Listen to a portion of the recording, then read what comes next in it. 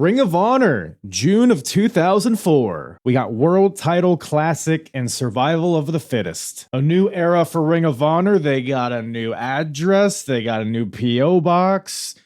A new way to get your DVDs. New logos. New match types. New...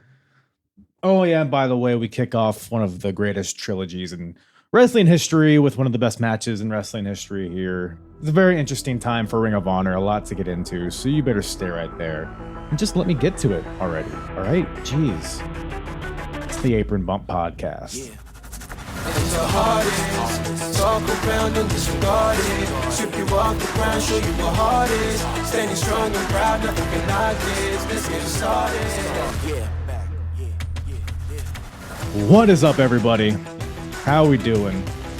Welcome to the Apron Bump Podcast. I am your host, the hardest part of the ring, Kyle.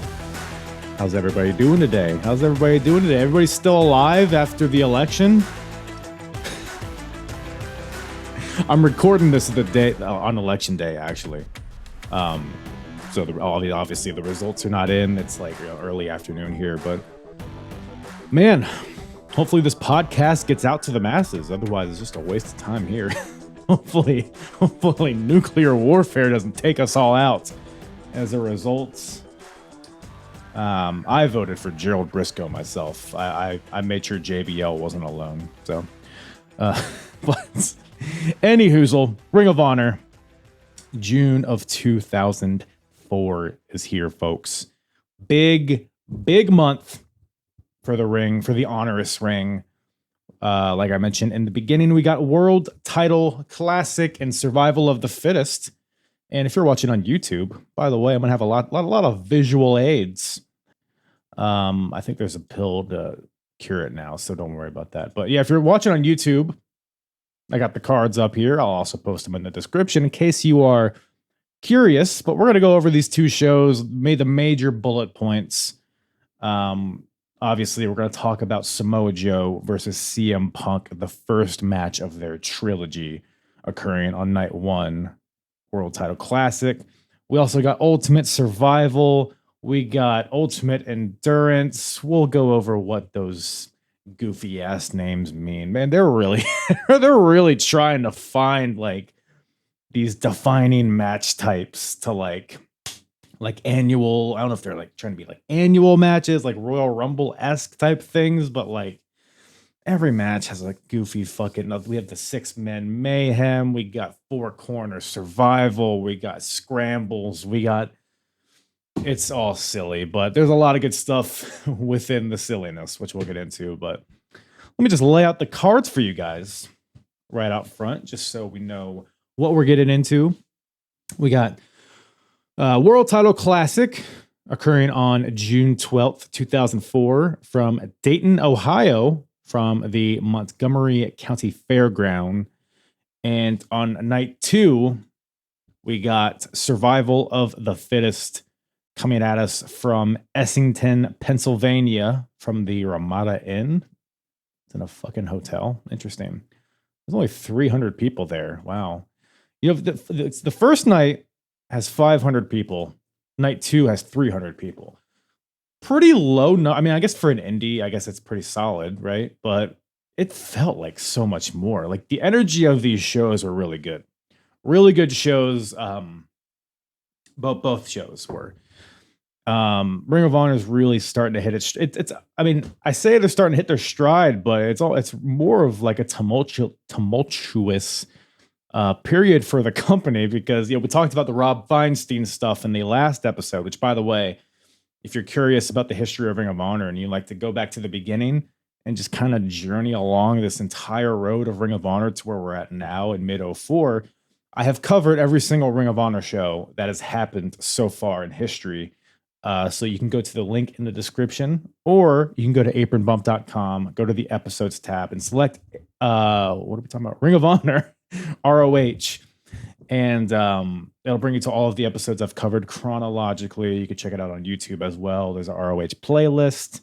While I'm here, rate, review, subscribe, like, follow, spit in my belly button until it comes out of my mouth. Do all those things to support the podcast. Much appreciated.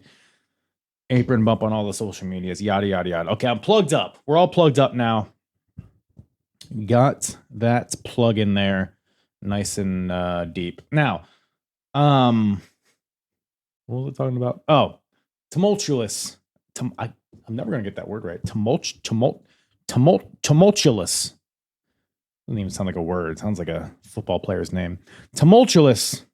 It's a crazy time for Ring of Honor because the Rob Feinstein controversy. We get into that in my latest episode, the Generation Next episode, that caused a lot of controversy, obviously with old RF getting booted, and they had to find, new funding and a new way to distribute their DVDs, the talent. There was a lot of issues because they were sharing talent with TNA, and that pretty much put the kibosh on that, which, by the way, AJ Styles, inaugural Pure Champion, current Pure Champion, that caused a whole bunch of issues, which we'll get into here in a second. But, there were Ring of Honor, there was questions of whether the company would even survive.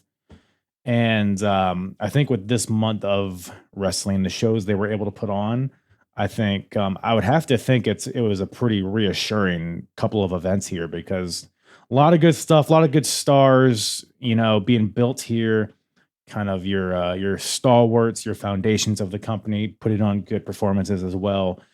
Fun shows. We'll get into the nitty gritty of everything, but yeah, very strange time for Ring of Honor.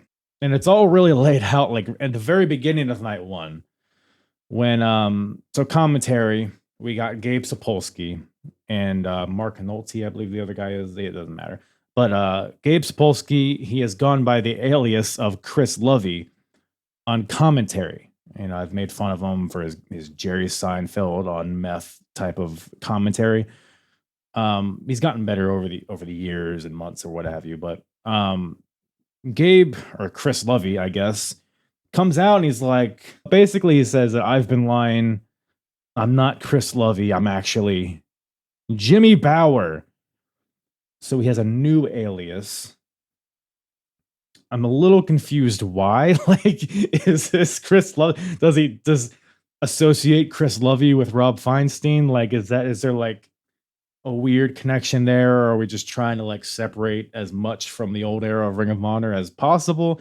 Seems a bit unnecessary, but it is what it is. I mean, just go by your real name, if nothing else, if you're going to change what you go by. But I don't know, weird moment there in the beginning. Then he gets into the new address, like a new PO box for Ring of Honor, new phone number, announces that they're now going to be distributing DVDs in-house. So they've started their own DVD distribution for Ring of Honor.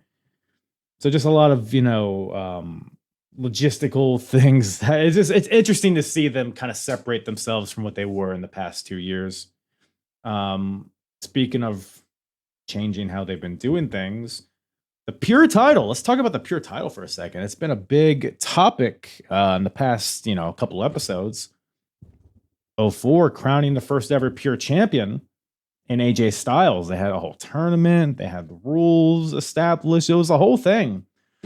But ever since AJ won the title, he did have one rematch with CM Punk, which was the finals of that tournament. But we haven't seen AJ since then. A lot of it's due to the Rob Feinstein stuff. But essentially, Ring of Honor does not have access to AJ Styles anymore. And AJ happens to be the Pure champion. So what do? They scrap the Pure title. And now, before it was the Pure Wrestling Championship. That is the championship that AJ won and holds. No more Pure Wrestling Championship. Now it's just going to be the Pure Championship. So no more wrestling? I don't know. Seems like the opposite of what this title is supposed to represent, but whatever. So they're going to have a new Pure title, which is, I guess, a different lineage than the Pure Wrestling title. Which my question is, does that mean AJ Styles is still the Pure Wrestling Champion? 20-year reign? That's crazy. But yeah, they'll have a tournament to crown a new Pure champion next month. But that's where we're at with the Pure title. I'm hoping this gives them an opportunity, because I talked about, that initial pure tournament, how it was AJ Styles, CM Punk in the finals. I didn't love it because it didn't seem to follow what that title was supposed to represent. It was supposed to represent just like the pure, just graps, like no fanfare, no flash, no pomp, no circumstance. Character is secondary. Let's just get in there and just grapple. Let's just take our clothes off, put oil in our bodies, and just mess around on the mat until somebody loses. Is basically the thing. Guys like John Walters, Nigel McGuinness, Matt Stryker, Josh Daniels, like these lower card guys, lower mid card guys that could use a prize to vie over, I thought would be a great thing to have, but to just give it to AJ Styles, who's already a huge name, already a former NWA champion, and then CM Punk's in the picture. He's like the biggest star in Ring of Honor. It made it feel like a secondary title rather than a separate division to me. And I'm hoping going forward with this new pure title, they kind of segment the divisions a little bit, but just another thing to follow for the next few episodes. But that's where we're at with that. But while we're talking about things that are revamped, let's talk about the rankings system, shall we? So it's kind of been a running joke so far. The top 5 rankings. Commentary really drives it home. It's to be on the top 5 rankings. I mean, that's just prestigious in itself to just say to people on the street, "Hey, I was on the Ring of Honor top 5 rankings." It's been a joke. If you followed AEW when they were doing their ranking system, Ring of Honor here had similar problems in that they didn't really follow it. It was kind of ambiguous and it was very vague, and the top contender didn't always get the title shot. So it's like the rankings really ended up not meaning anything. So you would think that would cause them to be like, okay, we've seen this ranking system. Talking about Ring of Honor, not AEW. You would think Ring of Honor would be like, okay, this ranking system is kind of goofy, didn't really make sense, didn't really factor into the booking or just the presentation of the show, so maybe we just scrap it. But no, what they do is make it even more fucking complicated and convoluted. So I'm gonna just put a clip here of Jimmy Bauer, I guess his name is, of Gabe Sapolsky explaining this new concept called the Contenders Ring. By the way, they don't even know. They keep calling it either the Contenders Ring or the Contenders Circle. So I don't know what they go forward with calling it. They even say like, "Oh, it's a work in progress. We're not really totally sure what the name's going to be." But it's. I'm just going to leave a clip here because he can explain it, as well as I could. I don't know. Just take a listen here. And round robin challenge 3. And now it's time for the Contenders Ring. I've finally been told what it is. It will be the new way that ROH determines contenders for its titles. There is no longer a top 5 rankings or even a ranking system. Basically, there is a staff that voted on the top 5 rankings. That same staff will vote for the Contenders Ring. The athletes in the Contenders Ring will not be in any order. And in order to be in the Contenders Ring, you have to get named on 75% of the ballots. So basically, it's kind of like a Hall of Fame voting, kind of like in Major League Baseball or in the Wrestling Observer, where you have to get named on a certain amount of the ballots. You are in the Contenders Ring, and it's just prestigious to be mentioned in that, because only the elite are going to be in the Contenders Ring. The voting is going to be determined by recent won-loss record, your availability in ROH, your inherent skill, and your quality of opposition.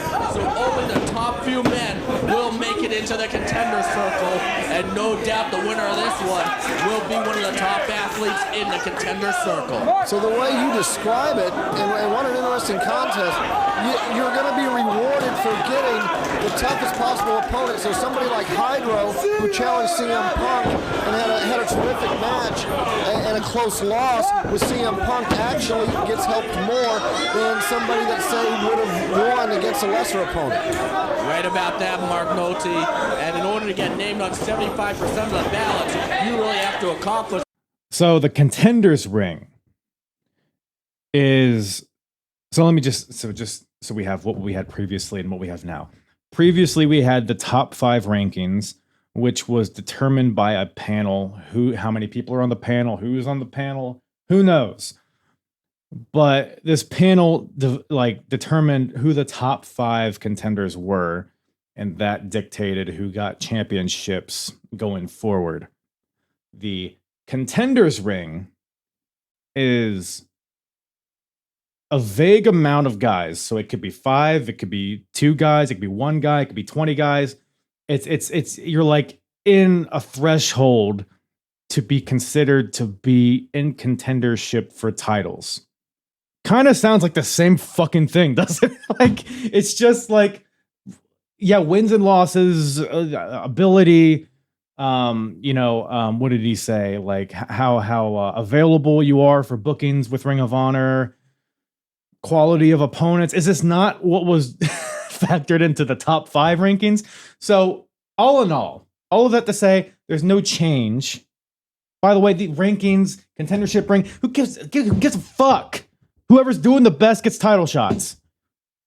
Like, so it's so unnecessarily convoluted. Like, I don't know, man. If you're building a certain title matches, you're gonna have the guy win and build himself up and get there. Like, whether you have a ranking system, a contendership ring, or none of those, you're gonna get to the same place. So why is there this convoluted like route to get there? Unless it's to like, in theory, it makes like other non-title matches mean something, because it's like, oh, if you win this match, you're in the contenders ring. But also, like, it doesn't matter who wins, because like, let's say 2 guys that are not champions are facing each other. If it's like a good match, then the way they explained it here, it's like, well, they're both in the contenders ring now. So it doesn't really matter who wins, actually. So it doesn't make the matches more enjoyable to watch. There's no stakes added.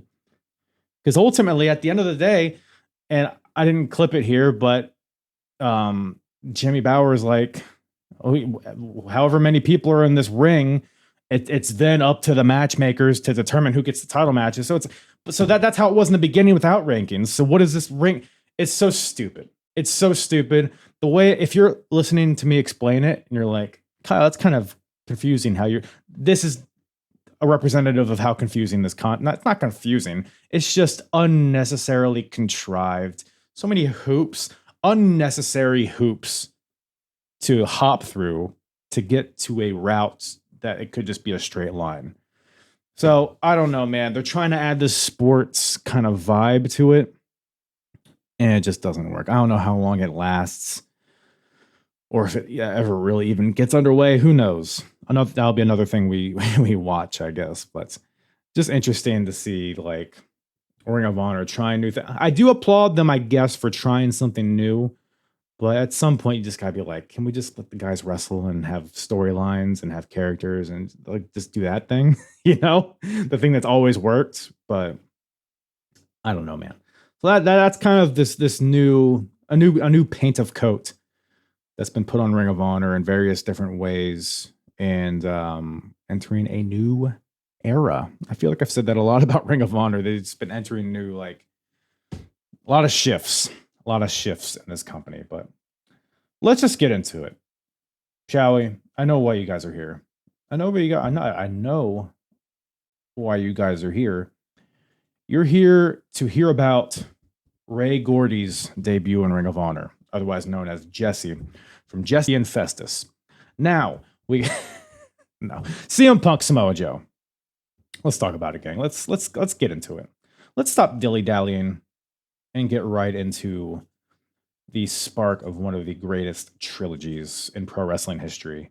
So as of recording this, we saw within the past few years, what is it, like 2 years ago, I guess, at this point, we saw CM Punk and Samoa Joe go at it at Wembley Stadium. Really good match.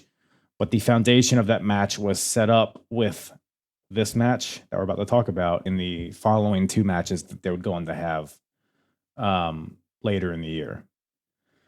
So, the Ring of Honor World Championship is on the line. Night 1 in Dayton at World Title Classic. Hence the name World Title Classic. we got the champion Samoa Joe defending against CM Punk. So weird kind of setup here. It almost feels kind of out of nowhere in following this stuff, right? Like and covering all of these shows, seeing the build up, like CM Punk's been embroiled with Ricky Steamboat, like that weird thing, which he also teases. I guess they're gonna have another confrontation next month / match. It was kind of unclear what it would be, but and CM Punk is also the tag team champion with Colt Cabana. So that last show I covered, they had a whole the round robin challenge. So they had several different tag team title matches, and then the following night they had like a scramble match or like a street fight for the tag team titles. I forget which one. But CM Punk's been embroiled in the tag division, and now all of a sudden he is the number one contender for the world title. So weird kind of setup here. And by the way, before I recorded earlier today, I listened to the shoot interview with Samoa Joe and CM Punk that occurred like roughly a year after this. It's the famous shoot, whatever it is, Ring of Honor videos. I forget what it is, but where Punk even like voiced that kind of he was like, why am I getting this random title shot? My win-loss record isn't great. And he even cuts a promo here on this show. He's like, look, I know my win-loss record isn't the best. When it comes to the big matches, I always win, which is not totally true. He's lost to like Raven and other ones, but but he's here challenging for the world title. Yeah, earlier in the show, both guys have these like weird interviews in the parking lot, which again, going back to that shoot interview, apparently like the Dayton locker room was super small and they didn't have room to get dressed. So they had to get dressed in the parking lot, which is, that's where we're at. So, but they do these promos in the parking lot individually with, I don't know, some correspondent, which by the way, the audio in the parking lot was weirdly better than these shoddy hallway promos that they generally do. But like I said, Punk says that he wins all the big matches and he's going to win tonight. Joe pokes fun at the Pure title getting scrapped. He's like, that's a failed title, and the only title that matters is the one that I hold, the Ring of Honor title. So that kind of builds up to the match itself. So the match, both guys come out. Before the match gets underway, both guys are in the ring. Les Thatcher comes out, wrestled in like the 60s and 70s, I believe. But he's here to unveil a new championship design for the Ring of Honor World Championship. Why? Because I guess it's just as a symbol for Samoa Joe, because Samoa Joe has made it a world title. He's defended it in England and Germany, the US, of course, and this will be his 20th defense of the title. So Les, I guess, is here to christen the title as a real world championship. So it is now the Ring of Honor World Championship officially. And he unveils a new belt, which I didn't recognize the design. It kind of seemed like kind of a generic belt, like the existing Ring of Honor belt, the one that's been, that Joe has been holding and defending, is the title that I associate with Ring of Honor, and I know a lot of other people do, like this era of Ring of Honor, like that's the belt. So when Les Thatcher came out and unveiled this new belt, I was like, what the fuck? What is it? I didn't recognize it. So I figured it doesn't stick around, which we'll touch on why it maybe doesn't stick around later in the show. But so yeah, that's kind of the precursor for the match. Match gets underway. Bell rings. Samoa Joe, CM Punk won. Spoiler alert. This match is a 60-minute, 1 hour draw. That's what 60 minutes is called. A 60-minute draw. Time elapses, no winner. Samoa Joe retains the title. I think most people know that at this point, but in case you didn't, there it is. But I lay that out there in the beginning because I think that detail of this being a 60-minute match is so important in highlighting how great this shit was. Because not every match, a wrestling match like just the amount of minutes doesn't equate to quality. Like longer doesn't always mean better. I've seen a bunch of 3-minute matches that were better than a lot of 40-minute matches that I've seen in my life. Like for example, I think wasn't I can't remember if it was 45 minutes or 60 minutes. There was a 4-way match at Final Battle 02 that just dragged, bro. Like it was so fucking boring. And I don't even remember who. I guess Samoa Joe was in it, I would assume, and he won. I don't remember anything about it. It wasn't good. This match here flew by. And I you know what? Maybe not flew by isn't really the right way, because it did feel grueling. Like you could feel the grueling nature of it. That's the word that I think best describes this match, is grueling, because it was Samoa Joe, CM Punk. Neither guy particularly. I guess CM Punk is kind of known for his cardio. I know he had a bunch of 60-minute plus matches with Chris Hero and other promotions, but Samoa Joe, you look at him, you're like, this guy ain't going 60 minutes, but he did, and they both did it in spectacular fashion. Just the pacing of this match was just, it was very, like, first of all, I've never seen this match, by the way. I think I've seen their second match. I don't believe I've seen this one. So I was pretty much coming in cold. The thing that struck me was about this whole match. The thing that struck me were the headlocks. The headlocks was the big story of this match, which is such like a mundane thing. But the way it was incorporated into this match was so, it was so good. Because Samoa Joe, we know who Samoa Joe is, right? Big tank of a man, explosive, got the martial arts, the jiu-jitsu, the big high impact moves, the intensity. You know, I don't even know if Samoa Joe, I don't know what Samoa Joe's longest title defense is at this point. It can't be, I wouldn't be surprised if he has not had a match above 20 minutes. Definitely not past 30. But a lot of his matches aren't that long. You know, it's very, you know, I'm not going to compare him to Goldberg because it's not that extreme, but it's, you know, Joe comes out, it's bop, bop, bop, bop, bop, slam, slam, slam, ole, kick, kick, kick, choke you out, muscle buster kind of thing, right? So to see Joe in this type of match was very interesting.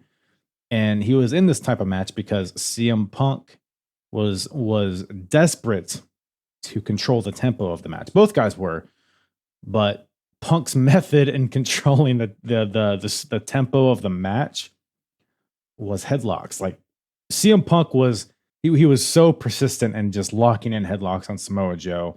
Like Joe would get this like burst of energy. He would like hit the ropes. He would be going for a big kick, and then Punk would counter and just headlock. He would hold him there. Like Joe hits his big boot, snapmare, chop to the back, kick to the head, hits the ropes, big knee. Wait, the knee misses, and then Punk locks into headlock again. It was almost to the point of comedy. No matter what Joe did, no matter how much speed and momentum he picked up, no matter how intense he got, he would just find himself back into a headlock. And that's like the first like fucking 30 minutes of the match is just that, which sounds like if you're just listening to me describe it that way and you haven't seen it, you might be like, what the fuck? That sounds boring as shit. But it's the way you can see the tension build in Joe. You can see it, him starting to boil over a little bit. And that's obviously what CM Punk's strategy is here, is to wear him down slowly, to neuter him from what he typically does. And I thought that just played out great. Like Joe, he hits like a back suplex on Punk, but Punk takes the suplex just so he can hold on to the headlock. I mean, it's just pretty much through the whole match, but mainly that first half was a lot of that. But once it goes outside is when Samoa Joe starts to take control a little bit, goes for his Ole kick into the barricade, but Punk counters. He slides back into the ring, but Joe follows him and just hits him with a whirlwind of strikes, slaps, kicks, chops. Punk runs to the outside, only to be met by a suicide dive by Samoa Joe. And it's at this point, Joe's got that momentum. The energy's with Joe. Punk tries to counter. He tries to hit a Hurricane Rana off the apron, but Joe catches him in like a powerbomb position and swings him into the barricade, which just looked and sounded so brutal. Hits him with 3 Olay kicks into the barricades, which, by the way, if you're not familiar, it's a face wash into the steel barricade. He kicks Punk's face into the steel 3 times in the ring. Now he's throwing Punk all over the place. Uranagis, face washes in the corner. Punk starts to fight back a little bit. So now it's at this point. I should have noted down like timestamps here, but we're probably like 35, 40 minutes into the match at this point. So you can start to feel the grueling nature of this match. Like, it's not just a sprint. Somebody will hit a move and then they sell, which is just, I mean, whew. You don't notice how little selling you see nowadays until you watch this match. Go watch this match. You'll appreciate, first of all, you'll appreciate both guys individually, first of all, but I mean, you'll just appreciate the art of selling. Like Punk, he hits Joe with some forearms. He hits the ropes like he's about to hit something big and then just locks in a sleeper hold instead. But now Joe, because before these headlock, chin lock, sleeper, whatever you want to call it, it was just to kind of slow Joe down. But now it is starting to take effect. Punk has Joe down from the sleeper. Almost down and out, but Joe fights back, hits an enziguri to fight out of it. Joe locks in a Boston Crab. Punk gets to the ropes, and both guys just collapse. I mean, we're probably like 45 minutes into the match at this point. You can see these guys are dripping in sweat. Every strike, you could just see a cloud of water just propel from their bodies. It is just championship rounds at this point. Punk has Joe on the top rope. He's going for a back suplex, which is like a move that kind of feels mundane nowadays, just like a regular back suplex from the top rope. But the way Punk fights for it, like he gets Joe up there and like Joe's fighting out. He's hitting him with the palm of his hand to try to knock him off. But Punk is like, no, I'm going to fucking get this suplex. And he's like, tries 3 times and he finally gets it. And when he hits it, the crowd erupts. Like, it felt this relatively benign, mundane, see it every night move feels like the biggest deal in the world just based on what these guys have put into the match up to this point. Like I said, I'm gonna come back to this word, grueling. The grueling way that Punk got that suplex to hit, it just made it feel so impactful. Joe, like, he's not able to capitalize because both guys are spent, and Punk had to put so much effort into hitting that move. Joe comes back with a snap power slam right into an arm bar, which is not a move he's ever finished anybody with. But we've gotten to this point in the match where it's like both guys are so worn down that it feels like any move could end the match. Like, that's just based on how they've built it up to this point. It's like, all right, it's got to end at some point, right? So maybe it's this arm bar from Joe that's going to do it. But Punk gets to the ropes, and we're still cooking. By the way, again, I don't have the exact timestamps here. There were no finishers attempted in this match until, I don't know, minute 45 or so, which is, again, not to compare it to modern day stuff again too much, but like, I feel like in the modern day, to have an epic match, there's almost like this formula that everybody uses. You hit your finisher, I kick out. I hit my finisher, you kick out. You hit yours from the top rope, I hit mine on the apron. I kick out at 1, I get up, fighting spirit, double down, whatever. It's every epic quote unquote match feels the same nowadays. But these guys have already painted just a masterpiece and have not utilized any of their finishing moves for the first 45 minutes of this match, roughly. It's a testament to the quality of what these guys are doing, is what I'm saying. What I'm doing here, because I know a lot of people are familiar with this match. I know a lot of people are probably even more familiar with it than I am. But the thing that I need to emphasize here for all of you, first of all, watch this match if you haven't. This is fucking wrestling. Like, they are creating drama They are creating an energy in the crowd. You can hear the crowd. 60 minutes of this match, they were molten hot at the end. They weren't fatigued. They weren't waiting for it to be over. There was a 5 more minutes chant at the end of it. They wanted more. That's how good this shit is, man. That's how fucking good. It's just wrestling. This is the pure art. This is, not a ton of fancy moves in this.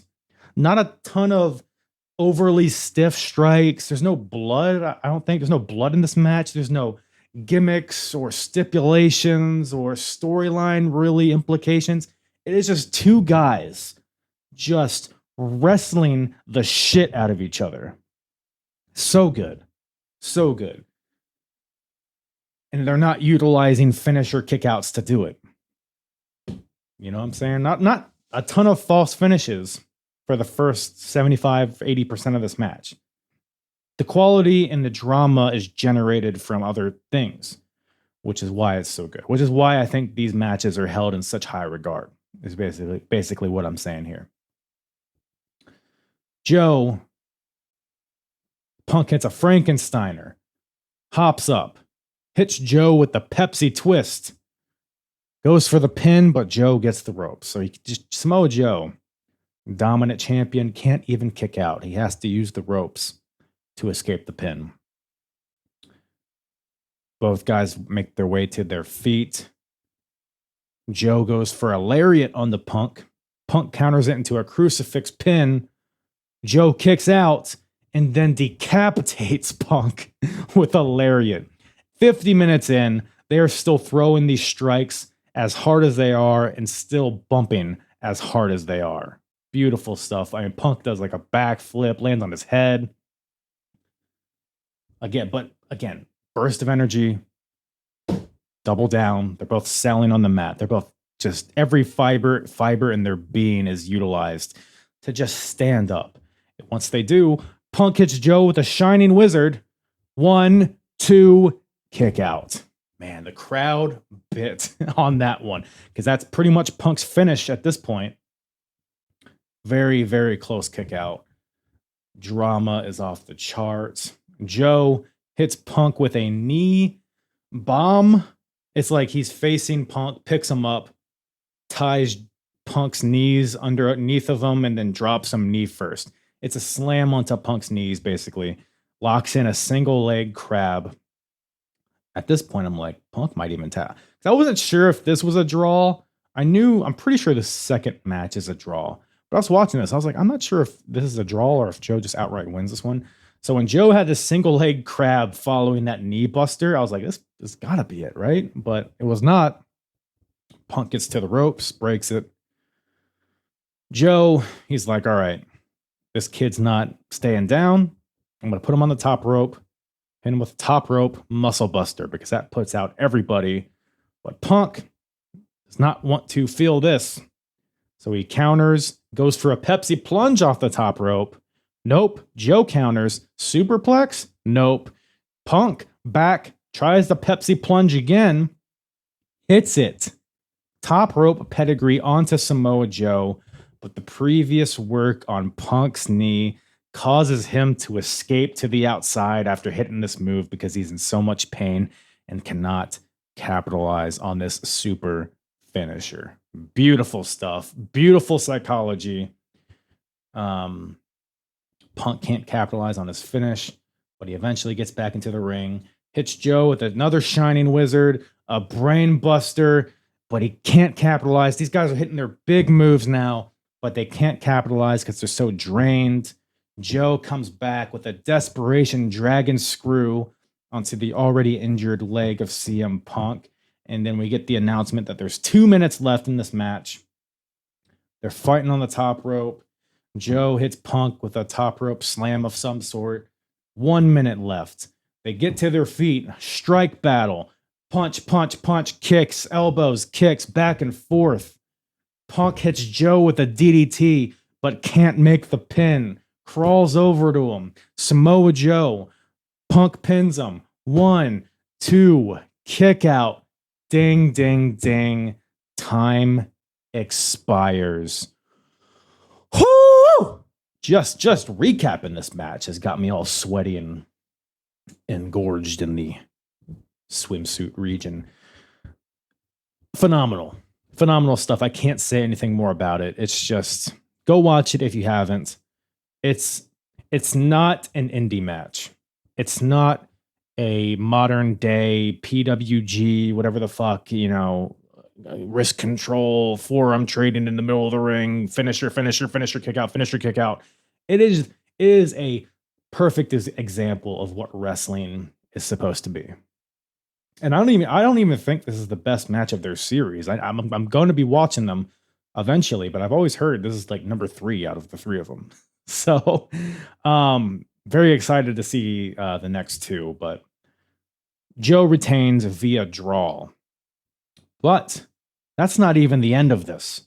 Match is over. Crowd chants 5 more minutes. As they're chanting, Samoa Joe gets to his feet. And then Homicide storms the ring. Now, Homicide and Samoa Joe have had a brutal rivalry for like over a year at this point. Homicide hit Samoa Joe with the fireball. Then they had a rematch a few weeks later, which Joe beat Homicide, which sent Homicide into a rage. He tried to just murder everybody in the tent that he was in. It was a whole thing.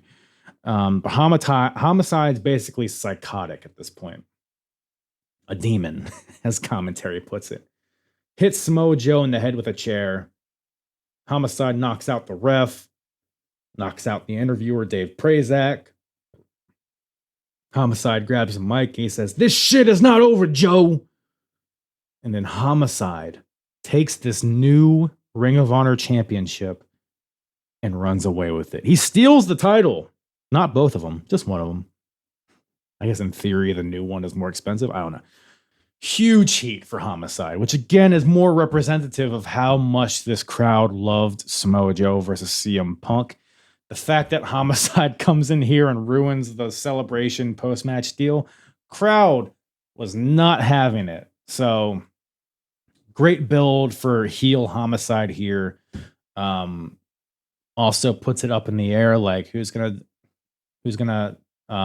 challenge Joe next? Is it gonna be Homicide? Are we gonna see the rematch with Punk? Is it gonna be somebody else entirely? Like, a lot is up in the air here. A lot of intrigue is created as a result of that match, that angle, all of it. So all this whole package, it was just a great package, and I love me a good package. So Samoa Joe was laid out. Crowd's still chanting 5 more minutes. They don't care. Fuck you, Samoa Joe. Get off. Who cares? Homicide hit you with a chair. Whatever. 5 more minutes. Give it to us. We're bloodthirsty. They do not get the 5 more minutes. Not yet. Punk grabs the mic. At this point, Homicide's gone. Samoa Joe's starting to come to again. Punk grabs the mic and he says, Homicide, he's pissed me off. He's pissed these fans off. He thinks that it took away from the match. But then Punk goes on to say that this belt is the greatest belt in North America. He hands, but the belt that he's holding is the original Ring of Honor title, by the way. And he hands this belt to Joe. Hugs Joe. They shake hands and hug and kiss. Punk's basically, he says a lot of things, but he's basically establishing that the Ring of Honor championship is the greatest prize in wrestling, which is like kind of what everybody should be seeking to do, right? Is to put over your main belt, your main championship. And if nothing else, that's what this match did. This match, I think if there's one takeaway from this legendary match, it's that it solidified the Ring of Honor world title as a top title in the industry. Great stuff. And that's what Punk is trying to get over here. And he says, fuck anybody that's trying to stop us, which I guess is referring to, Ring of Honor being in dire straits with the change in management and all the other allegations and whatnot. But new era of Ring of Honor. And I think this match was one that skyrocketed them into this new era. So, and it set up the rematch perfectly because Joe was not able to beat Punk, and Punk arguably had Joe beat with that Pepsi plunge, but he just was unable to capitalize because he bounced outside of the ring afterwards. So there's like this sense of doubt in both guys. Like there wasn't obviously a definitive finish. So there's obviously going to be a rematch at some point, which makes the fact that they didn't bust out all their big moves even that more impactful, because now they have stuff to do in the second match that they did not do in the first match, which again is probably why this trilogy is so heralded, is because each match had it built off the other one. They didn't just blow their load in the first match and just do it. You know, match number 2 is the same thing, but with barbed wire and tables, whatever the fuck. No, they use their wrestling ability to build on each match, which is why it's so great. So, well, that was a lot. I talked a lot about this match. Holy shit. Hopefully I'm not rambling. I just love me some Joey Samoa and CM Phil. It's really all it is. And you know what the funny thing about that match is, actually? It wasn't the main event. 60 minutes for the world title was not the main event, which is just wild. You know what's even more wild than that is that the following match is called Ultimate Endurance. Well, what the fuck did we just watch? How is the following match going to be more a representation of endurance than that world title match was? This is poor planning here. Maybe they didn't foresee that world title match being as good as it was, but yes, Ultimate Endurance. The Ultimate Endurance. What's Ultimate Endurance? Hardest part of the ring? Well, I'll tell you. Why don't you just quit interrupting me and I'll tell you. It is a fucking match, dude. Why does everything in Ring of Honor have to be so contrived, so unnecessarily detailed and convoluted? I'll tell you what Ultimate Endurance is, guys. Don't worry, I'm gonna tell you. It is a tag team match. It's a tag team elimination match. We got the Briscoes versus the Prophecy, team of BJ Whitmer and Dan Moff, versus Generation Next, represented by Austin Aries and Jack Evans, versus the Second City Saints, Ace Steel and Colt Cabana. It's not a title match. I don't know what it is, actually. It's not a title match. It's just, which makes the fact that it main evented over Punk and Joe even that more questionable. I guess it's theoretically a big moment from a story perspective, and it kind of causes a major story pivot at the end, which we'll get into. But yeah, it's just a weird move. But so it's an elimination match. So every team starts. So it's not like a gauntlet or whatever the hell. Every team starts in the ring. The first fall is submissions only. So you can only win by submission in the first fall. Once one team is eliminated, the second fall, now the match is a scramble. So I guess there's no tags. It's basically the deal, which is kind of what this whole match is. But and then the final fall is anything goes. So it's like a 3 stages of hell type of deal.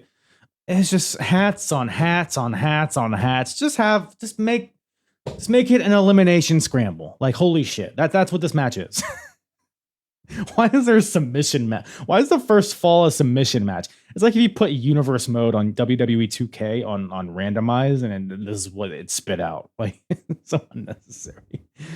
It's also interesting because Gabe on commentary has always shit on the concept of elimination matches. He always says the same thing. It's always like, yeah, no, it's not going to be one of those matches where, you go for a pin and you don't break it up because it's like, oh, well, next time I'll just get the next guy. It's whatever. No, it's one fall to a finish. Like all these scramble matches, it's always one fall to a finish. And now we have an elimination match all of a sudden. And now all of a sudden Gabe Sapolsky fucking loves it.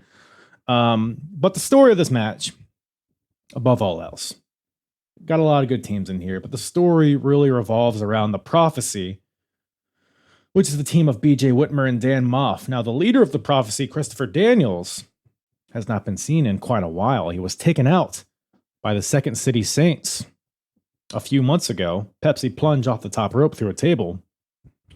I still think they could have done something better. Whatever. But Daniels is still not here. By the way, I thought for sure, like, okay, this is the main event. The only thing that could justify it is like a major return or something. So I was thinking maybe Christopher Daniels comes back here. Who knows? But I guess that's not the case. Now that I'm thinking about it, now I literally, as I'm talking, I guess it's probably tied to the whole TNA ROH relationship, right? Is Daniels a TNA guy that's not allowed to compete for it? I'll have to do more research on that later. But so Daniels isn't here, basically. And that actually, not me saying that, actually makes what happens at the end make a lot more sense. We'll get to that. Match gets underway. Actually, before that, I should say, Prophecy, they have a promo before the match, like backstage, where Moff basically says if they lose this match, they're done. No longer a faction. So it's all or nothing for BJ and Moff here. Match gets underway. Everybody's, there's two guys in a ring at once, and everybody's just trying various submissions. Because remember, the first fall is submission only. So even guys that don't normally do submissions or lock it in, they're just grabbing limbs and bending them to try to do something. But eventually, BJ Whitmer submits Jack Evans with a lion tamer. Brutal looking. Jack Evans can bend. That guy, he was bent like a pretzel. By the way, we may or may not touch on it, but Jack Evans was in an angle earlier in the show where he was power bombed over the top rope right onto the floor. So I guess in theory, the story here is he's still injured from that. So this lion tamer was able to submit him fairly easily. But Generation Next is eliminated. So now we're on to the second fall. Now it's a scramble match. But there's still guys standing out in the apron. I don't know. It's a whole thing. Now it's a scramble match. And the pace picks up here. We got Ace Steel throwing out a suicide dive. Colt Cabana does like a Dragon Rana in the ring. BJ's in there with rolling German suplexes onto one of the Briscoes. The other Briscoe comes in with a sunset flip that he like sunset flips BJ, which causes BJ to suplex another guy. And then just a bunch of spots like that. A lot of explosive spots here. Dives, suplexes, stiff kicks. Get the old waterfall scenario where everybody's doing their big moves one after the other. Eventually, though, the Prophecy eliminates Mark Briscoe with a Doomsday Device Shining Wizard. So it's a Doomsday Device, but with BJ doing a Shining Wizard instead of a Lariat. It looked really good. And that gets the win. So Briscoes have been eliminated. So now we're just down to the Prophecy and the Second City Saints, which has been a feud that's been going on for quite a while now. And it's pretty poetic because the Prophecy is still trying to get revenge on the Saints for taking out their leader. So now it's a street fight, which I believe we saw this in the last show. A street fight between these two teams. But this was pretty good stuff. Good street fight feel to this. By the way, when it's down to two teams, Colt Cabana grabs the mic and he's like, last time we were in this town, we made you guys orphans.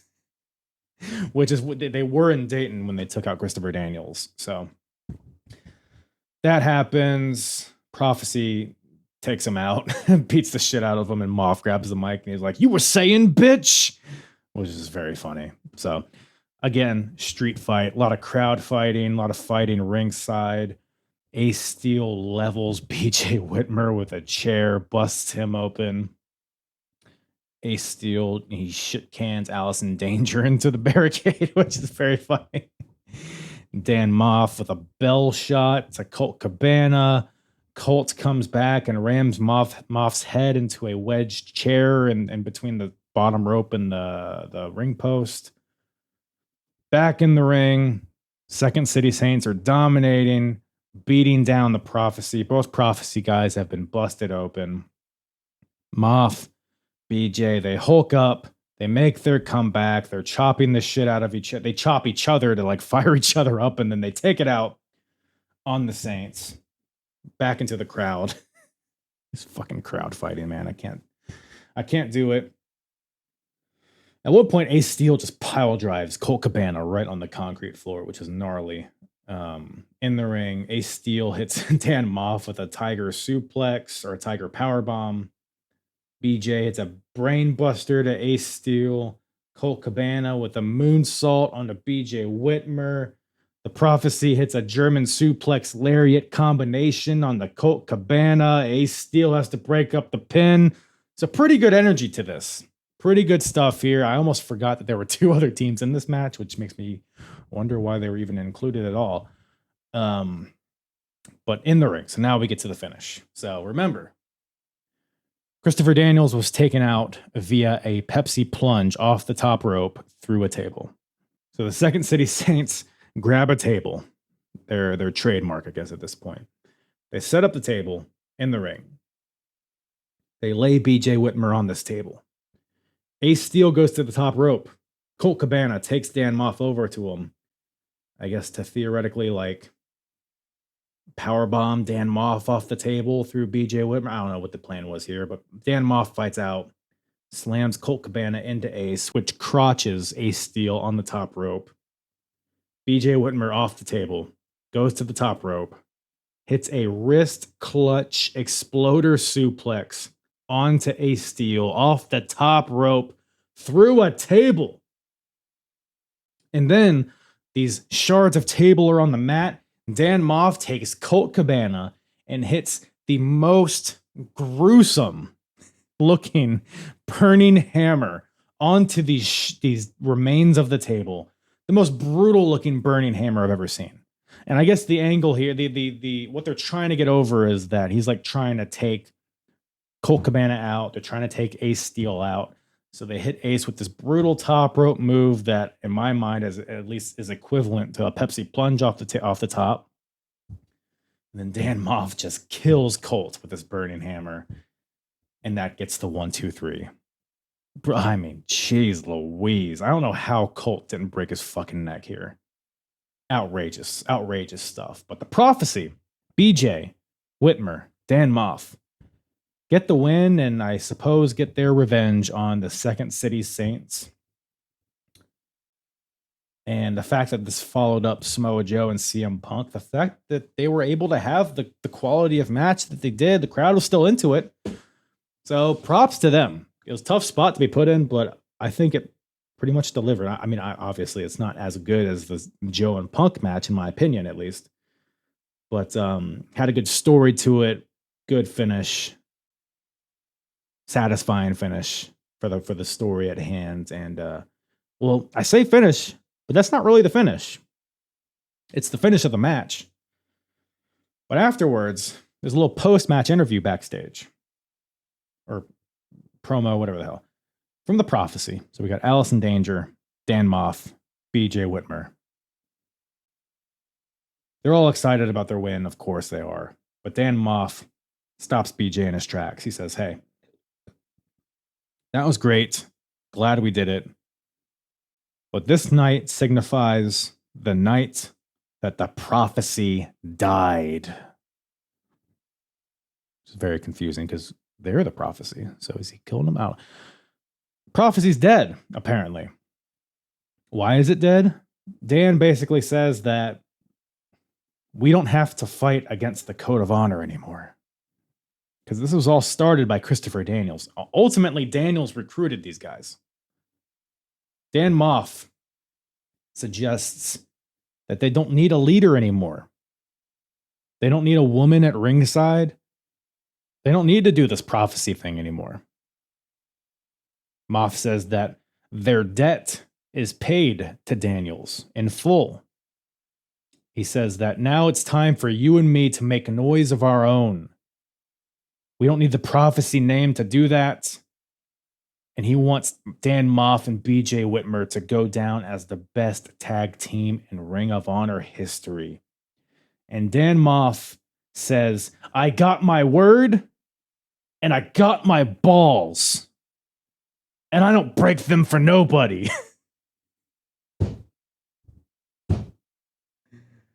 Oh, this guy's a treat. This guy is a treat. BJ's like, oh, hell yeah, brother.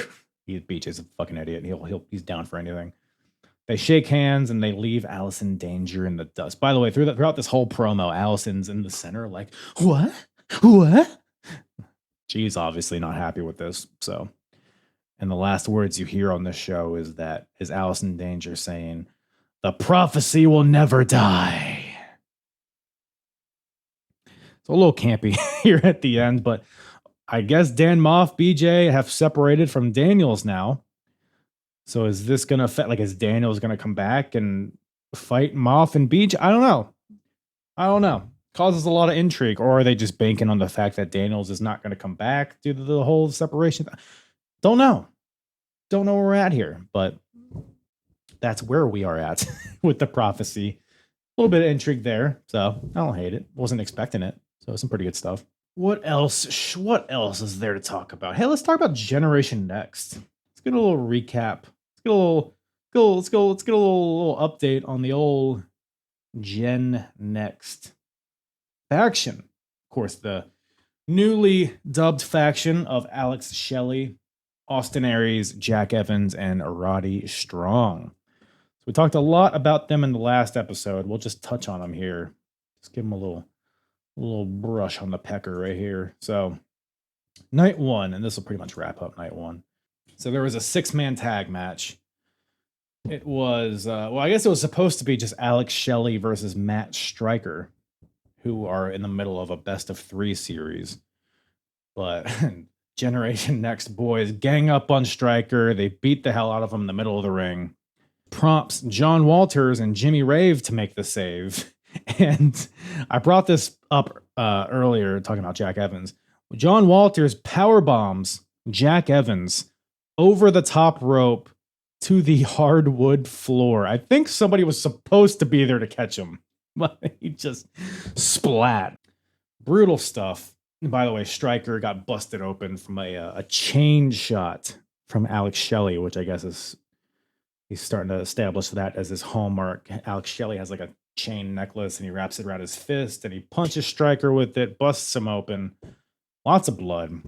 With Jack Evans out of commission and with Matt Stryker being helped to the back, John Walters makes a challenge to the remaining 3 guys of Generation Next to face Walters and Jimmy Rave in a 3-on-2 handicap match. Match gets underway. Matt Stryker comes back. He fights his way to the ring, clears house. So now we got a 6-man tag. Jimmy Rave, John Walters, and Matt Stryker versus Generation Next, the team of Alex Shelley, Austin Aries, and Roderick Strong. By the way, shout out to old Alex Shelley, current WWE Tag Team Champion. Wild how things shake out, huh? But, yeah, and another story beat here is that Jimmy Rave has lost virtually every match he's had. He's on the bubble at this point. So basically, he's in a position where if he loses another match, he's basically out of Ring of Honor. So we got that in the background. Match gets underway. Pretty good match. Lots of fun double teams, especially from Generation Next. They hit this like triple team powerbomb backbreaker neckbreaker. Like I think it's what Alex Shelley has Jimmy Rave up. Austin Aries grabs Rave's head for a neck breaker, and Roddy comes in there with a backbreaker. So I don't know, it's crazy. Lots of fun double teams in this match. Lots of tight submissions as well. Double package into double stomp, then upside down drop. What the hell? I'm gonna read my note here.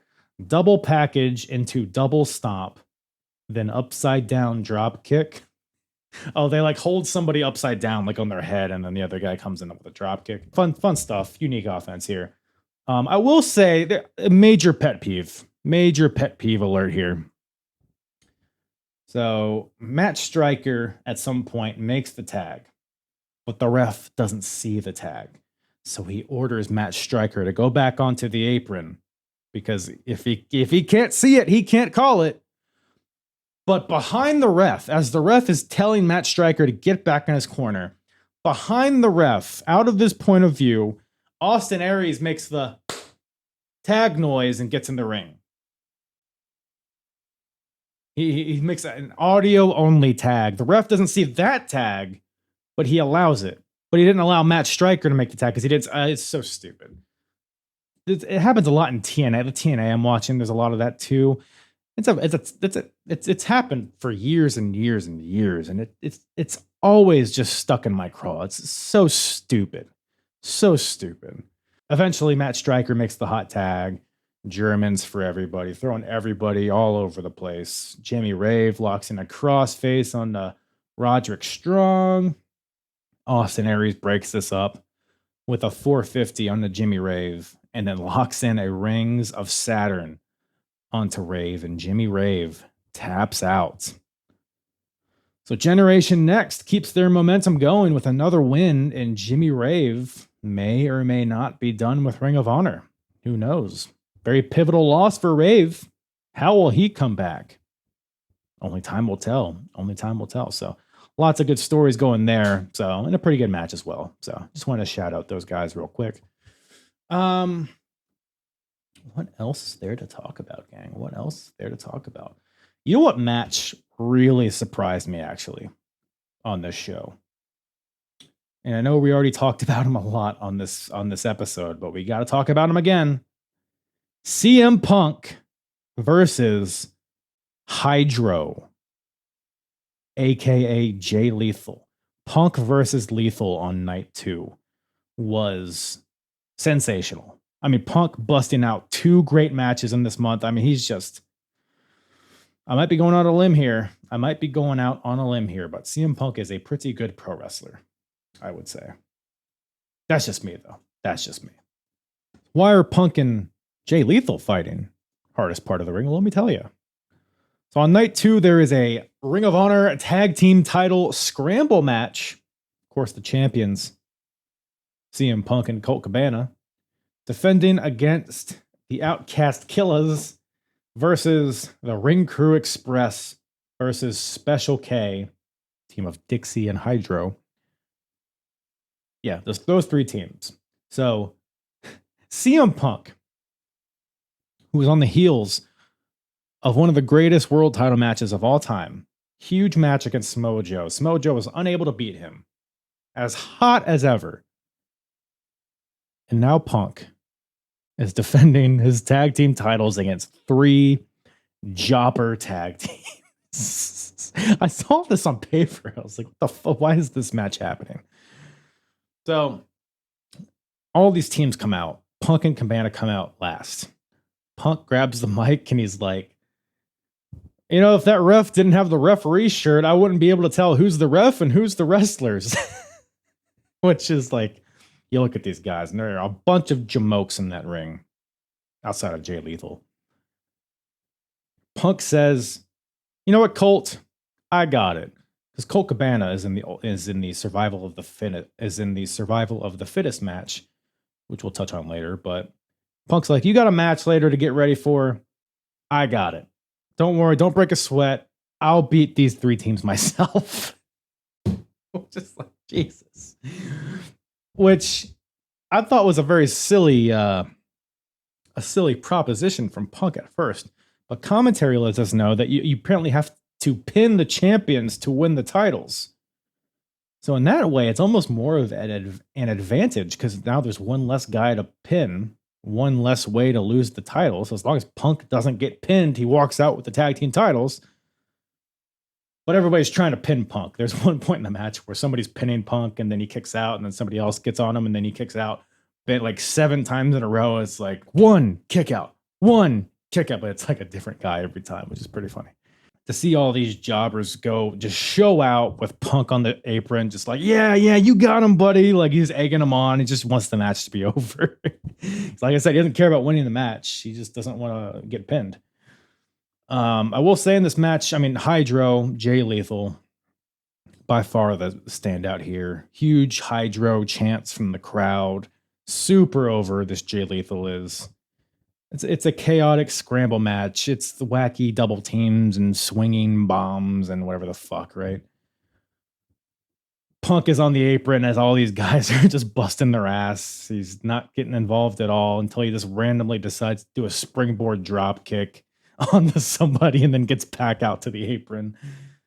At some point, Hydro hits Dunn and Marcos, the Ring Crew Express. He hits both of them with a double dragon suplex. Punk gets in the ring, tosses Hydro out of the ring, and pins both Dunn and Marcos and gets the 1, 2, 3. What an asshole. Did nothing in this match. Was just laughing at these jobbers and ends up getting the win anyways. Gotta love it. Yeah, love to see it. Punk shakes the hands of all the lifeless bodies on the mat. He leaves, but before he leaves, he gets on the mic and he calls out, or he cuts a little promo on Ricky Steamboat, I guess on July 7th. On July 17th, they're going to have a match. And he says that he expects the same lackluster performance from Steamboat that he got tonight. Just burying all these teams. He shits on the crowd as well because, and I might include it here as well because, so Punk comes out to AFI, which is the music he came out to. If you're not familiar with old school CM Punk, he came out to this song against MJF in their dog collar match in AEW. Misiri Kentari, I think that's what it's called. But the beginning of the match is like, and the crowd is just horrendously offbeat.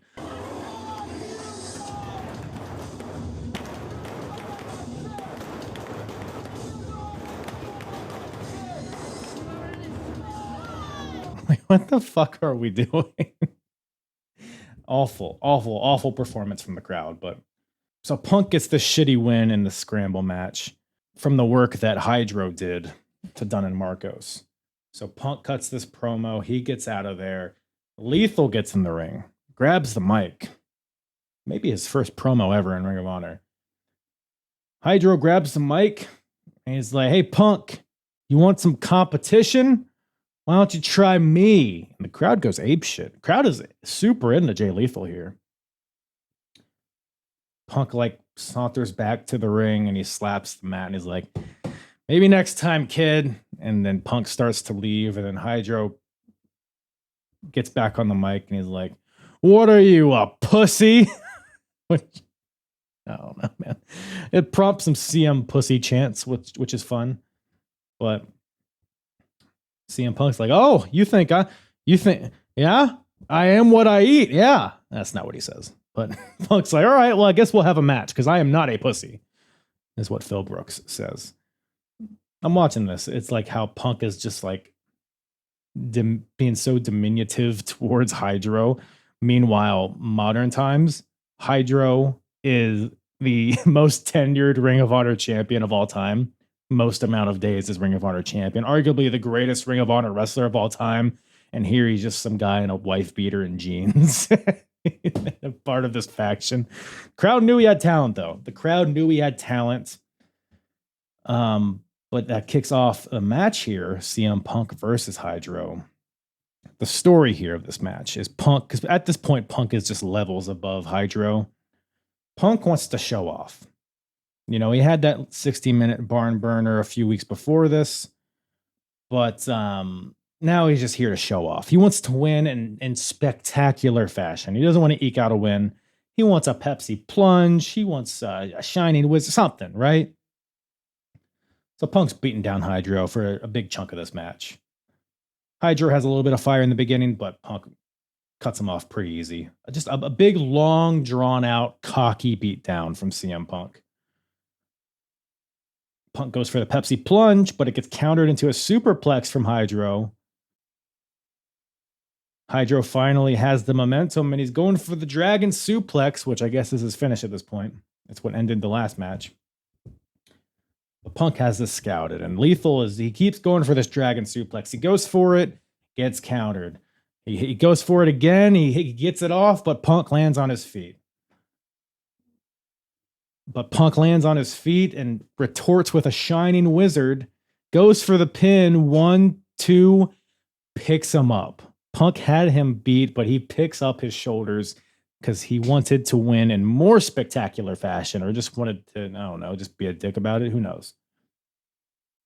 But Hydro is able to fight back. Hits a Lethal combination-esque type of move, except it was like a backbreaker into a T-bone suplex.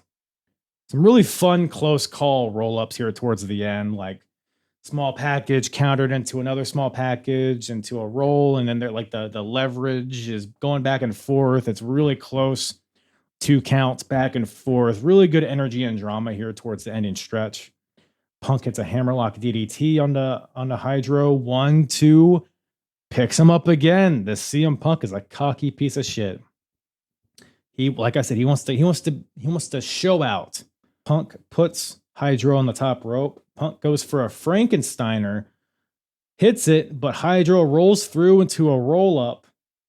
1, 2, kick out. Almost had him there. Goes for the dragon suplex for like a 4th or 5th time. Finally hits it, but he's so beat down that he can't capitalize. He finally makes the pin on a delay and only gets a 2 count. So Punk is on the back step, which causes Punk to just roll up Jay Lethal and get the quick win out of nowhere. So Hydro had a really good showing. Crowd really wanted Jay Lethal to win here.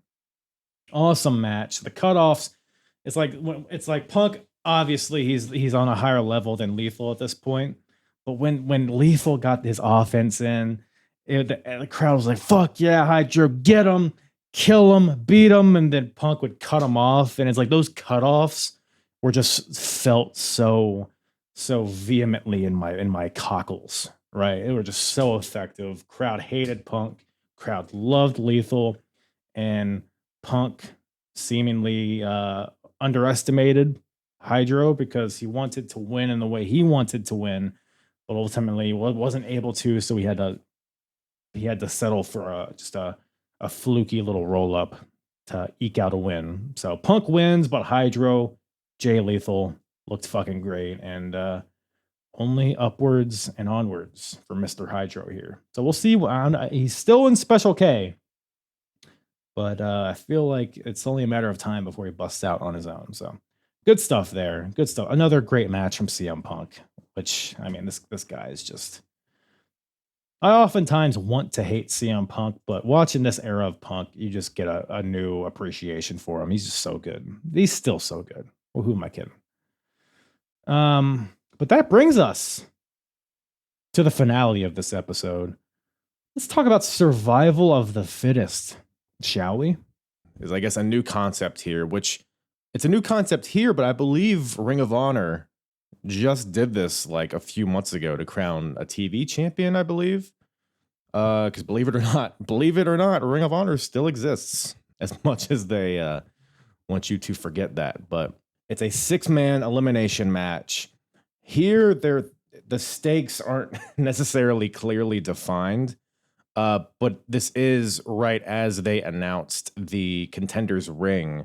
So theoretically, this is like kind of a number 1 Contenders match. Not really. I don't know. We'll see how it shakes out. But the stakes are silly. It's similar to the Field of Honor. Like, they have all these goofy tournaments and match stipulations with no stakes associated to it. And it drives me crazy a little bit. But I think they accomplished a lot with it. So I'm going to let this one slide. And I'll explain why here in a second. But on the way to this Ultimate Survival match, because it is the main event of night 2, hence why the show is called Survival of the Fittest.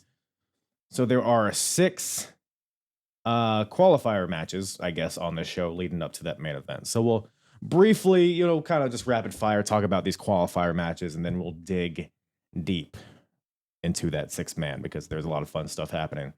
There's a lot of fun stuff happening actually on the way there, because the first qualifier is Mark Briscoe versus Alex Shelley, which on paper looks pretty solid, and in actuality, it's pretty damn solid as well.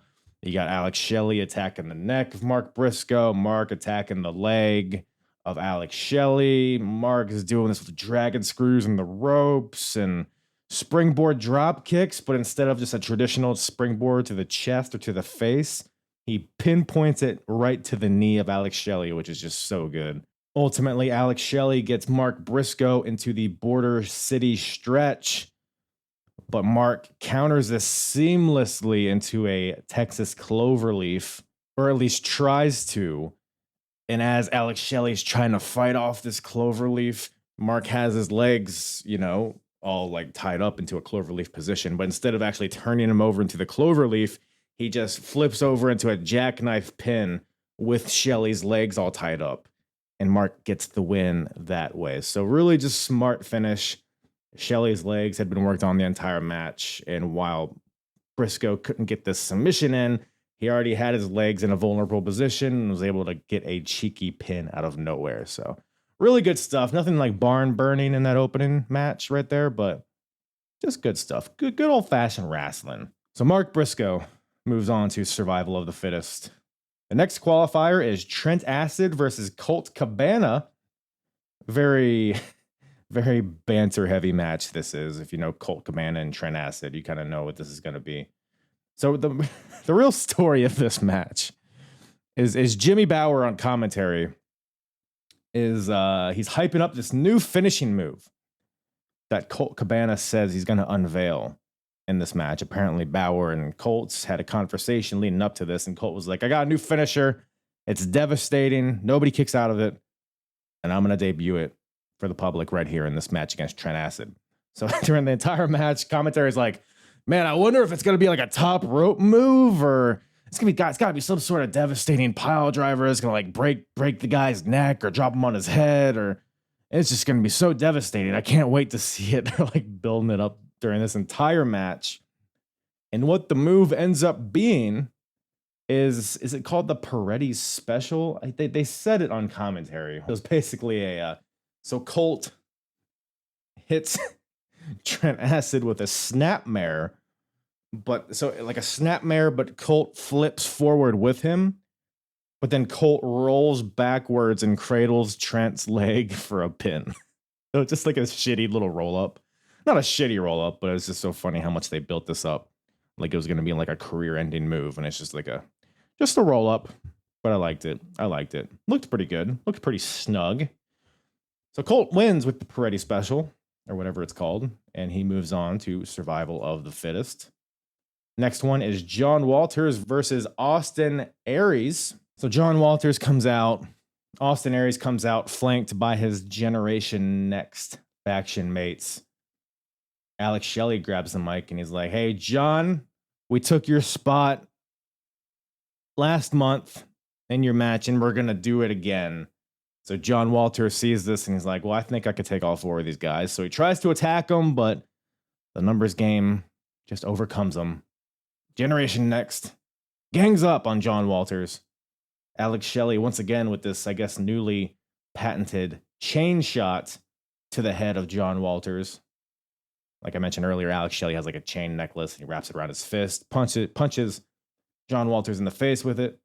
Walters is bleeding all over the place. He even rolls out to the floor, which, by the way, it's like a carpeted floor around the ring.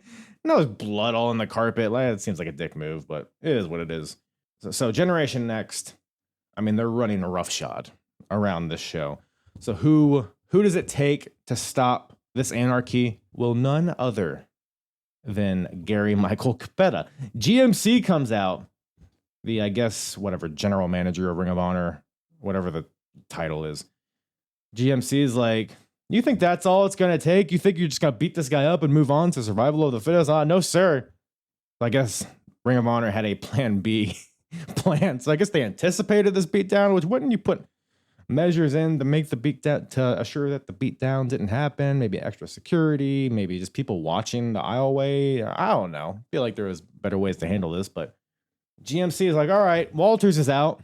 Let's bring out Josh Daniels. Basically the same guy. Long, tight, short hair, kind of muscular. Josh Daniels comes out with Prince Nana, because Josh Daniels is a member of the embassy at this point. But Josh Daniels tells Nana to stay in the back. I don't need you. Which feels like a very stupid move, given that we just saw a 4-on-1 beatdown. Wouldn't you want all the numbers that you could? I don't know. But anyways, Josh Daniels gets in the ring. And it's at this point where why does everybody in 2004 want to be Chris Benoit? I mean, Jesus Christ. The long tights, the shitty little boots, the short hair, the vaguely muscular upper body with the not that muscular lower body. Like, everybody looks the same, and it is hilarious. Fucking Roderick Strong's out there. John Walters is out there. Josh Daniels. I mean, you could barely tell who is who at this point. But Josh Daniels gets in there. Generation Next is still in the ring. And they're like, hey, you kind of look like us already. You might as well join our faction. You already got the matching tights. I mean, you're already ready. Join us. Josh Daniels. But apparently this was all a hoax, and Alex Shelley slaps Daniels. And another 4-on-1 beatdown. Who would have thought? Who would have fucking thought? Insanity is doing the same thing over and over again and expecting a different result or whatever the hell. GMC needs to control a show. Like, what the hell? He's just letting another singles guy get in there with 4 other guys when you just saw a 4-on-1 beatdown. Like, what are we doing? What are we doing? Alex Shelley goes for a chain shot again. But Walters comes out to make the save. Him and Daniels run out Generation Next. And then Teddy Long comes out now. No, we got a tag team match on our hands, everybody. John Walters, Josh Daniels versus the team of Austin Aries and Roderick Strong. And so the original guys were Walters and Aries. So whichever team wins, that one singular guy will move on to Survival of the Fittest. This match is pretty solid. It's kind of whatever. It's Generation Next dominating the big chunk of the beginning, but the finishing stretch, you got Josh Daniels with a beautiful tiger suplex on the Austin Aries. You got Roddy in with a backbreaker to Josh Daniels. John Walters comes in, crossarm backstabber to Roderick Strong. Goes for a second one, but Roddy counters it into a gut check on the Walters. Ultimately, the finish comes when Roderick Strong hits a powerbomb onto Josh Daniels, and then Aries comes off the top with a 450 splash onto Daniels for the win. So Austin Aries and Roderick Strong get the win, so Austin Aries moves on to Survival of the Fittest. Next qualifier is Jay Briscoe versus Homicide, which, who doggy? 2 MVPs of Ring of Honor at this point. Jay Briscoe, probably the MVP of 02. Homicide, probably the MVP of 03. And now we're here in 04. 2 day one guys. This is probably the singles match that I was looking forward to the most, which, by the way, I did appreciate. So, like, in the overall scope of these 2 shows, night 1 was very multi-man match heavy. Like, you had Joe and Punk, of course, but everything else was just like scrambles and multi-tag team match. Like, it was just a big clusterfuck of scrambles and mayhems. And so it was good to see just solid singles matches back to back to back here. It was a good change of pace. But we got Jay Briscoe versus Homicide here. Spoiler alert, another great match. So we got Homicide, who's fresh off of just ruining the moment of Punk and Joe a few weeks before this. Starting to finally catch some heel heat, this Homicide. Crowd is not into him. I mean, they are, but like, they're into the heel version of Homicide for sure. I will note that I didn't see the belt that Homicide stole from the last show. I don't know if he just threw it in the trash or if he pawned it off or what the deal is, but match gets underway. It's good stuff. There's a point where Homicide goes for the cop killer, like, out of nowhere. Like, he like seamlessly. So Jay Briscoe whips Homicide into the ropes. Jay does like a duck down for a back body drop. But Homicide runs up to him and just spins and locks it in and almost hits it out of nowhere, which was nuts. But Jay counters it. Thank goodness. Both guys battle with Yakuza kicks, big boots, back and forth. They eventually hit each other with one at the same time. We got a double down here. Jay Briscoe gets on the second rope. Julius Smokes, who's out there with Homicide, grabs Jay's foot to prevent him from jumping off. And this allows Homicide to take advantage with a top rope ace crusher. And then we get this fucking sick moment where Homicide, he hits this ace crusher, crowd's amped. Homicide gets up, rips his elbow pad off and like throws it behind him, but the elbow pad comes and hits the camera dead on. It's just an awesome visual. Rips off the elbow pad, crowd's into it, hits the ropes, huge lariats, just kills, just absolutely annihilates. Jay Briscoe gets the win. Just an awesome finishing sequence there. Top rope ace, elbow pad to the camera, huge lariat, 1, 2, 3. So good stuff, great stuff there. Homicide gets the win, and he moves on to Survival of the Fittest. Next qualifier, we got Bryan Danielson versus Jack Evans. A hilarious matchup on paper, and it was just as fun to watch as you would think. Jack Evans obviously is like the scrawny fucking breakdancer member of Generation Next, does all the flips and flops and kind of wiggery. Like he's that guy. And you got Bryan Danielson, who's just a straight up wrestler. Bald Bryan Danielson, by the way. I believe this is the debut of Bald Bryan, which I believe means he's done fucking around. He's still got the blue tights. Once we get bald maroon tights Bryan Danielson, that's when we're in business. We're not quite there yet, but at least he's bald. So we're getting there, slowly but surely.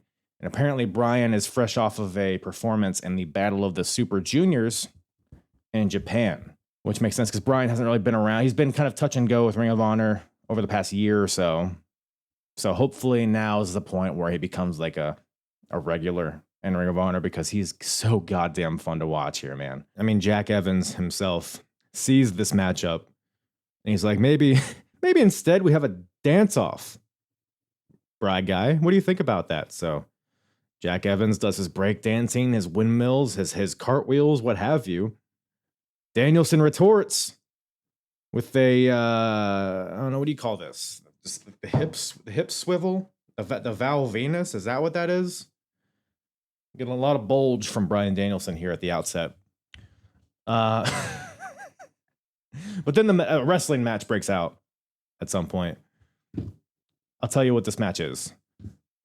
There's one spot in particular that I think it just represents what this match is. Jack Evans, he's making his comeback after Bryan Danielson is just kind of just torturing him with various submissions, turning this poor boy into a pretzel. Jack Evans fights back with some drop kicks and springboards and flips and flops.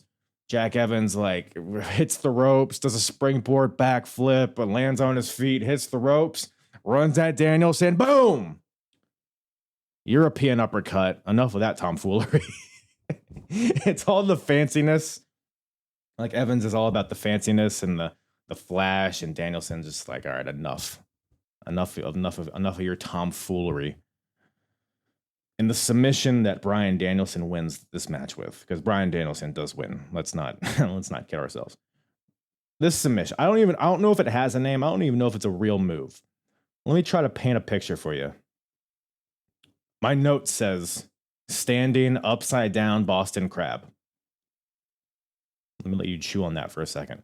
A standing upside down Boston Crab. So how do I paint a picture with words here? Why don't I just show you? So I'll pull it up here and we'll walk through it. All right. Let me start at this European uppercut first of all, because I mean, look at this shit. Kicks off Evans. Beige!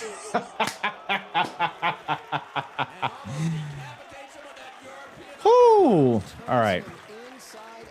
Now, Danielson's got him. Picks up Evans. Picks him up in like a bear hug position. Oh! Dude! I mean, hold on. Let me. He got into that faster than I remember. So because by the way, I should have mentioned this earlier.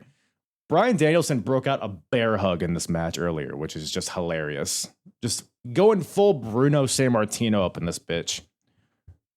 Which is such a funny like juxtaposition with Ring of Honor and all like the innovative fancy moves. And he's just straight up bear hugging him. But now at this finish, so Danielson's got him. I'm gonna turn off the volume here. You can follow if you're watching on YouTube. He picks him up. Jesus, I mean, look at this. What? Danielson, how do I describe this? So Jack Evans' crotch is at Danielson's chest. Evans' feet are behind Danielson, behind his knees. And Evans' neck is bent like underneath. It is just, you have to see this if you haven't. I mean, good Lord. Good golly, Miss Molly. It really is kind of just a Boston Crab. I guess Danielson's just higher up on the back. I don't know. It's almost like a super lion tamer. Just gnarly stuff. Gnarly stuff. But a fun match overall. Bryan Danielson, Jack Evans. Just stupid fun. I think both of their strengths were highlighted in this one. And I wouldn't be mad if we got this again at some point. Good stuff. Good stuff. So Bryan Danielson moves on to Survival of the Fittest, and now we get our final qualifier match. Stryker versus Samoa Joe, the Ring of Honor World Champion. It's a non-title match here, but these two had a match a couple months ago, I believe, and that was for the world title. And I talked about it at that point. It felt like Stryker did not belong there. It felt like Joe just kind of dominated him. This match was a little closer to 50-50. Like Joe dominates in the beginning, but then Stryker fights back. He hits a flying neck breaker off the top rope.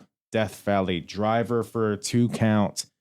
Stryker hits a superplex for a 2 count. But Samoa Joe puts a stop to this comeback with a spinning leg sweep to the just takes out his knees, hits a brutal looking island driver, and gets the win. So Samoa Joe beats Stryker once again and moves on to the main event, because of course he does. But after that match, before we get to Survival of the Fittest, after Samoa Joe wins this match, CM Punk comes out, meets him in the aisleway. They get back in the ring. Punk grabs a mic and he says, "Hey, Joe, I didn't come to fight." And then, of course, he gets into their legendary match that they just had. Punk says that he sought to take him the distance because he knows that Joe never went past 30 minutes. So he wanted to take him the distance because he knew that was his best opportunity to win. Punk asks, when's the rematch coming? Because there was no decisive winner. When's the rematch, Joe? And then the lights go out. And then the lights come back on. And it's Sabu. No, it's Homicide, of course. In the crowd somewhere. He's like on a random cherry picker in the crowds. I don't know. But Homicide has the belt that he stole from Joe. So Joe meets him in the crowd. And they brawl. They brawl to the backstage area. They brawl into intermission. During intermission, we get a promo from Samoa Joe. Well, I guess it's right off the heels of the brawl. Joe says, "You know what? Let me just let this promo roll." Because Joey Samoa is an all-time great promo. And let's just hear the intensity off of this boy. And rightfully so. What we just saw, I can't believe it. Joe, what do you have to say? Our champ. GMC, what do I gotta say? What do I gotta say? I'll tell you what. You wanted this homicide? You wanted to get under my skin? You wanted me? Well, you got it! You want this to be a war? You want this to be the end of war? You got an ultimatum, homicide. I'm giving you till July.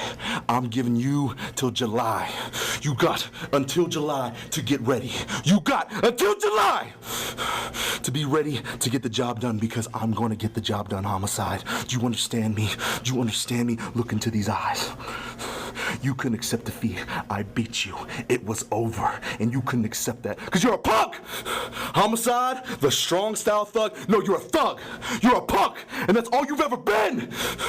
You can't get the job done. So now you're using any means necessary, hoping you get lucky. Homicide. In July, it's over. I don't care where it is. I don't care if it's here in Ring of Honor. I don't care if it's in Chicago. I don't care if it's in Philly. I don't care if it's in your backyard in Bed-Stuy. Come July, homicide, it ends. And I will still be your Ring of Honor World Champion. Get the camera out of my face. Jeez Louise. I'd say Joe's a bit of a salty character, huh? Bit of a perturbed gentleman, this Samoa Joe, I would say. So I guess we're gonna see a rematch next month between Joe and Homicide, allegedly. I don't know where else they could take it. I mean, they've already had some brutal fucking matches. Pretty decisive matches. Like Joe's beat Homicide a few times in title matches. Homicide did get that one match in that unsanctioned match. I don't know, man. I'm curious to see where they could take it. I sense we'll get some sort of Rottweilers kind of pivot here, maybe a new member or some. I don't know. I'm kind of curious to see. It's got my attention, that's for sure. I mean, Joe and Homicide, they always have great matches, so you're not going to hear any complaints from me. But yeah, that's where we're at. Keep tuned in for next month with more updates on that. But Jamoa So moves on to the survival of the fittest, and we are set. We have our field of 6 set up for the main event, the survival of the fittest match, which is a straight up elimination match. There's no 3 stages of hell, no submission is the first fall, scramble is like, no, it's just a straight up elimination match. 6 guys. And holy shit, what a lineup. What a lineup in this match. We got Mark Briscoe versus Colt Cabana versus Austin Aries versus Homicide versus Bryan Danielson versus Samoa Joe. Whew, you talk about an all-star game.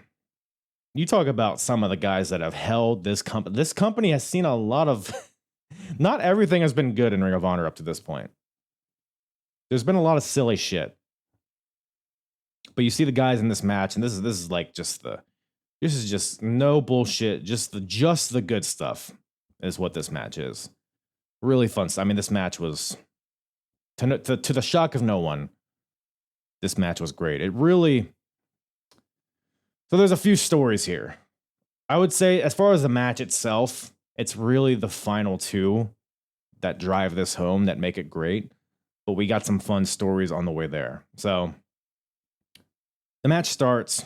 Mark Briscoe jumps Homicide in the beginning because Homicide fought Jay Briscoe earlier, and Homicide damn near injured Jay with that lariat. Like, Jay had to get carted off by medical staff.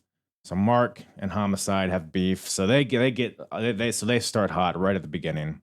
Everyone kind of gets their turns. Nobody wants to face Joe. Every time somebody gets in, when Joe's in the ring, they tag back out, including Homicide, which is curious because they were just they were brawling a few minutes ago, and now Homicide wants none of Joe. I noted that every time Austin Aries and Samoa Joe got in the ring, it was just beautiful. I mean, just awesome sequences from both these guys. I know what's to come at the end of the year, and just to see a first glimpse of Austin Aries and Samoa Joe was very fun to see. Austin Aries is probably the biggest story of this match, arguably. Because Austin, like, only a few months ago, Austin Aries was on the afternoon show, like not even like a real proper event. Just a new guy. There's a fresh face. And now Austin Aries is a part of Generation Next, a big faction. Now he's in a main event. He's tangling with the world champion and a bunch of other Ring of Honor stalwarts. The main takeaway from this match, I think, is that Austin Aries looked like a star and he felt like he belonged in this main event scene, which is an understatement given what's going to be happening at the end of the year. But Austin Aries looked fucking great in this one. But you know who else made an impact here? Was all Boom Boom Colt Cabana. It's Colt.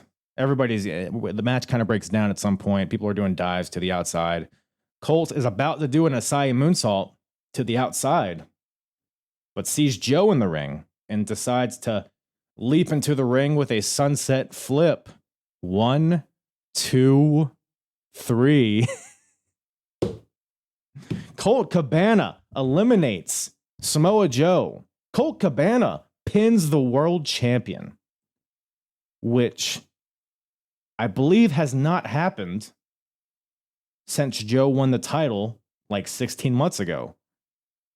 Joe suffers his first pinfall loss in a year and a half, almost. Insane. And it's out of nowhere. Completely out of nowhere. Colt Cabana. I would assume we get a Colt Cabana Samoa Joe match at some point in the future.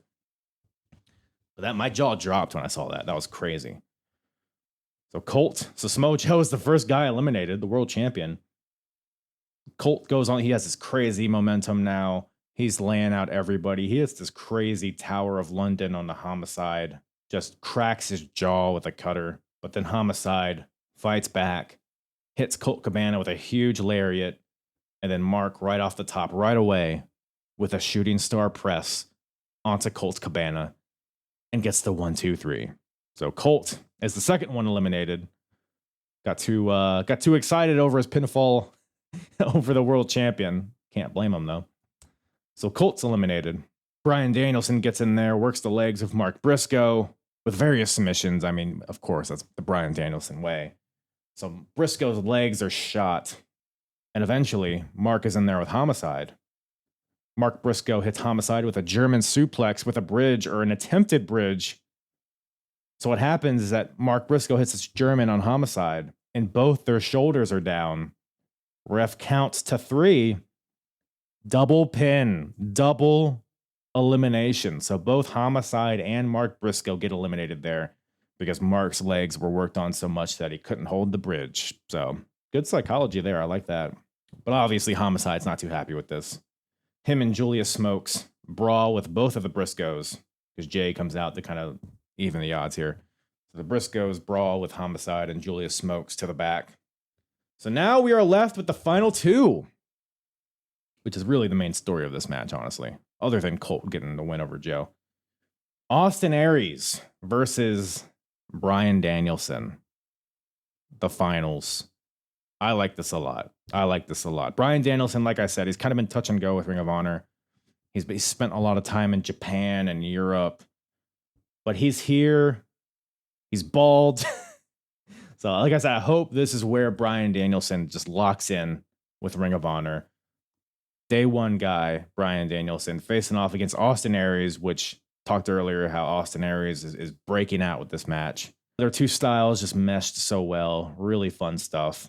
And I got to note, like, Bryan Danielson here, like, he stayed pretty consistent, like, in terms of his style and his look and all of that stuff. But watching, like, young Bryan, and I've brought this up before, he's, like, a little extra beefy early in his career. Like, he's like a powerhouse, which people don't really bring up. Like, he was, like, a jacked, he's very comparable in a way to, like, Taz. Like, not the tallest guy, but just so compact and powerful and explosive. Nowadays, Danielson, I mean, he's still like he's in shape, obviously, but he doesn't have like the pure muscle mass that he had back in this period. Just thick legs, just juicy ass. So Bryan Danielson's here, but I say that because the power aspect of his game is something that you find in like early 2000s Ring of Honor, where you don't really find it in modern day. I'm not saying it's better or worse, but it's very interesting to see Bryan in this. Like he's again, the bear hug. He's utilizing the bear hug in this match to great effect, which again is just hilarious to see a guy who's so capable of so many different complex submissions. Just let me grab you and squeeze you, but he does it so well. This is not a fucking, WrestleMania 3 Andre the Giant bear hug. This is like, it feels like it would hurt. It feels like it would hurt. He's also doing like body slams, scoop slams. Scoop slam Bryan is here. Scoop slam Danielson's here.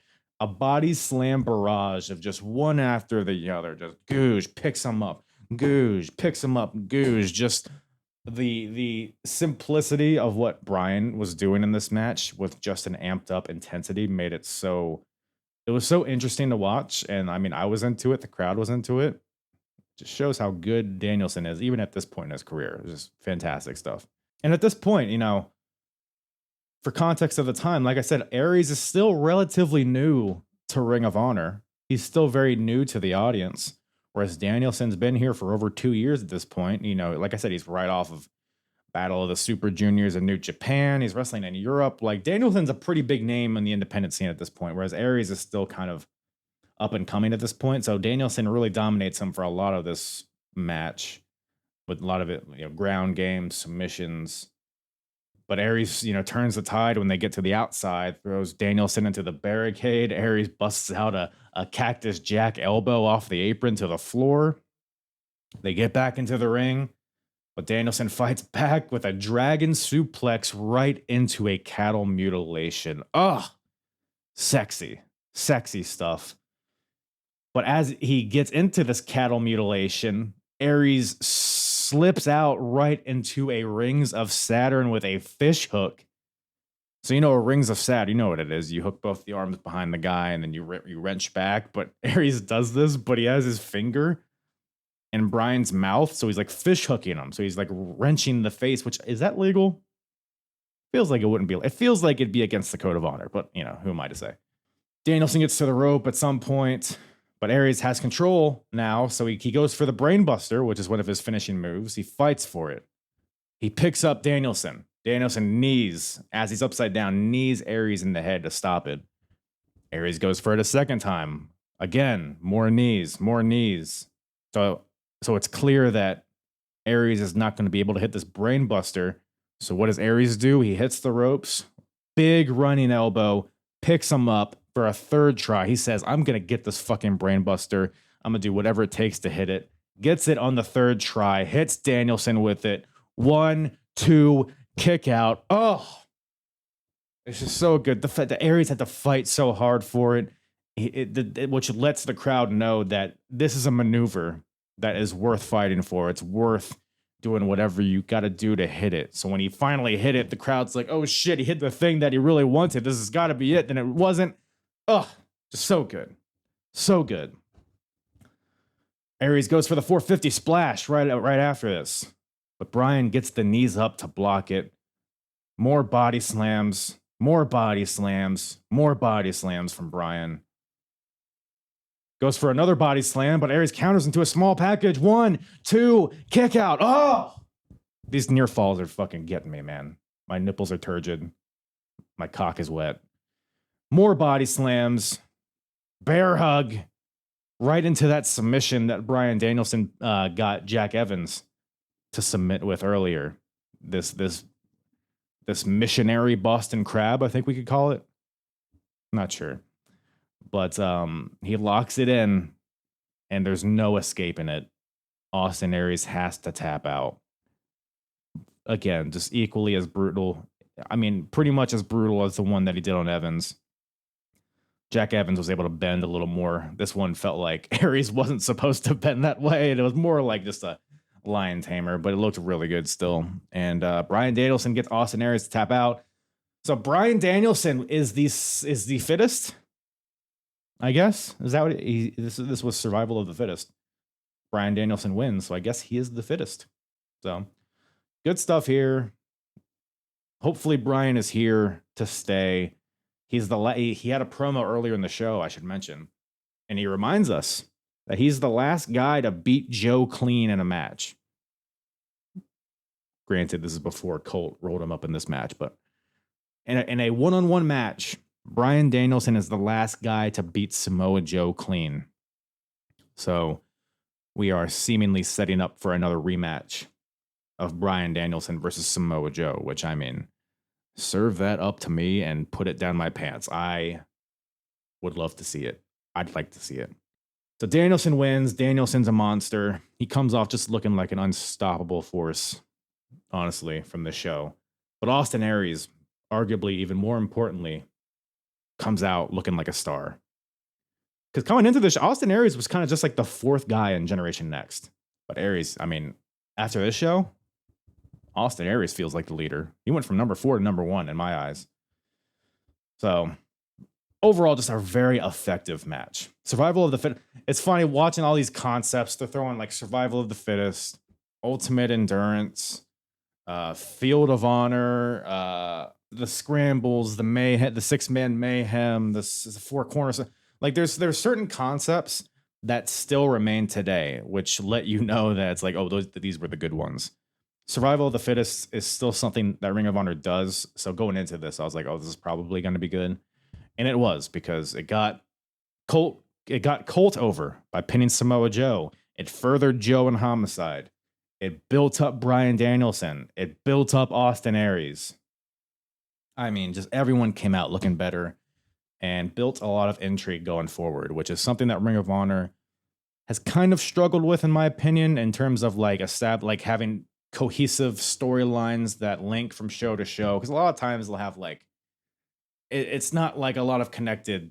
It's like a tree with a lot of branches that are like all tangled. Like they're connected technically, but it's like kind of hard to like decipher what's connected to what. We come out of this show, I think, with a lot of potential stories we can go for. We can go with Danielson Joe, Homicide Joe, Colt Joe. So we got a lot of title matches lined up on top of the rematch between Punk and Joe. So now, because Joe was starting to run out of challengers a little bit, you know what I mean? So now we got a lot of potential matchups to finish out the rest of the year. Austin Aries is even a guy that you could throw in there, which, you know, may or may not happen at some point. You got the Briscoes kind of feuding with the Rottweilers here, Homicide and Smokes. So I assume we would probably get like a Briscoes and Havana Pitbulls match maybe coming up because they're also a member of the Rottweilers faction. Colt Cabana, Second City Saints look good. Whereas the Prophecy stand, is Daniel's going to want to fight Moff and BJ for splitting off on their own? Is there going to be a new Prophecy? The Carnage crew, which we didn't really touch on because there wasn't a lot happening here. There's just a few random tag matches that didn't really amount to much, but we're building to a Carnage crew versus new Carnage crew. If you remember the whole shitting in the bags story where you had Masada and Danny Daniels break off of the Carnage crew to start their new Carnage crew. Now they're going to face DeVito and Loke at the next show in a match where I believe the loser has to disband. So we had a few promos and a few like scrambly type of matchups, but that weren't really worth talking about, honestly. But we got that. We got the new Pure title coming up, which hopefully they go in a better direction with that. I talked about that earlier. Tag team division seems pretty healthy at this point. A lot of good teams. So Ring of Honor is in a good spot right now. Hydro, Jay Lethal came out looking like a star. Jimmy Rave, where does he stand? Is he done? Just going through my notes. I mean, there's just a lot of good stuff. New era of Ring of Honor. The new logo, I think, is coming. New commentary. I mean, everything, right? So new ranking system, Contenders ring. Who could forget?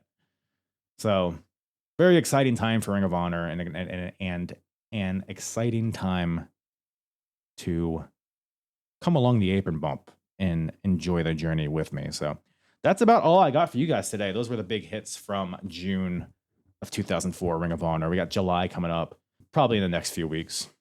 We'll be touching on that once again. So good stuff there. Appreciate you guys tuning in. Once again, if you like Ring of Honor, maybe this was your first episode tuning in, hearing me talking about Ring of Honor.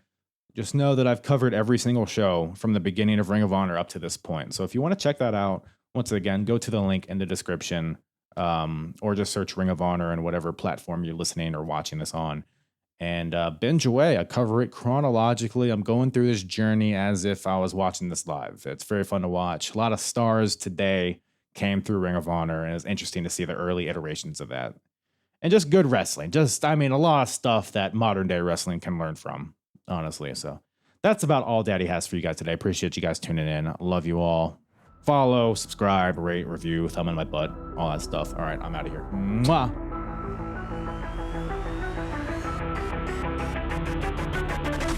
I'm hard. Yeah. And the hardest, talk around and disregard it. Strip you off the ground, show you what hard is. Standing strong and proud, nothing can knock it. Let's get it started. It's the hardest, talk around and disregard it. Strip you off the ground, show you what hard is. Standing strong and proud, nothing can knock it. Let's get it started.